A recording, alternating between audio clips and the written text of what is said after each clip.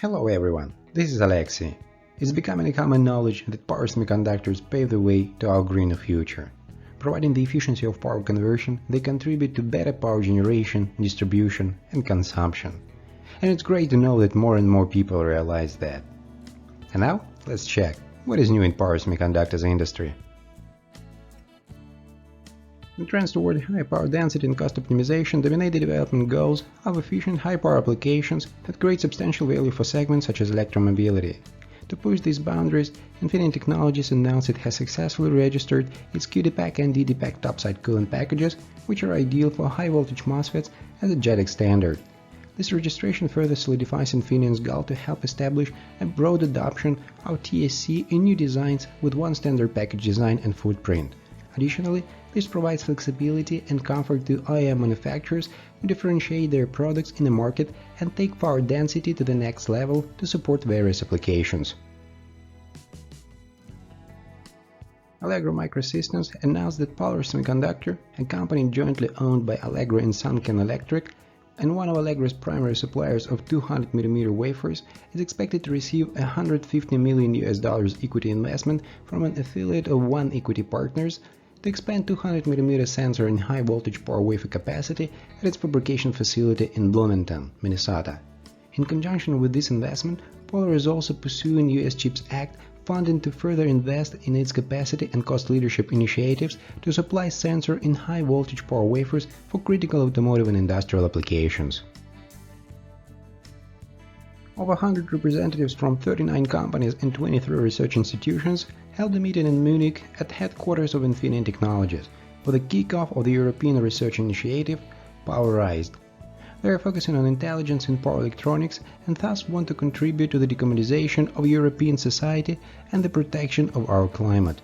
PowerizeD is to take the sustainability and resilience of the European energy chain from generation to application to a new level and strengthen Europe's technological sovereignty. 62 research partners from 13 European countries are involved in a major European project with an overall volume of 72 million euros. PowerizeD addresses a new level of technology and relies increasingly on the digitalization of power applications. In 2002, Nexperia engineers, while still part of Dutch multinational Philips, developed a new concept that eliminated the need for wires to be bonded to the die. Instead, they used a large copper clip attached to the source metallization on the top side of the die to connect it to the outside circuit. Gull-wing pins were also developed that could efficiently carry higher currents while still being flexible enough to cater for heat expansion and contraction without damaging the connection to the die or board, and therefore increasing reliability. The new LFPAK package significantly lowered both the thermal and electrical unresistance of the device, outperforming traditional Power SO8 packages. PCIM Asia 2023 and the PCIM Asia conference will once again offer an in-depth exploration of the latest developments in the power electronics industry, with a range of interactive seminars, workshops, and networking opportunities.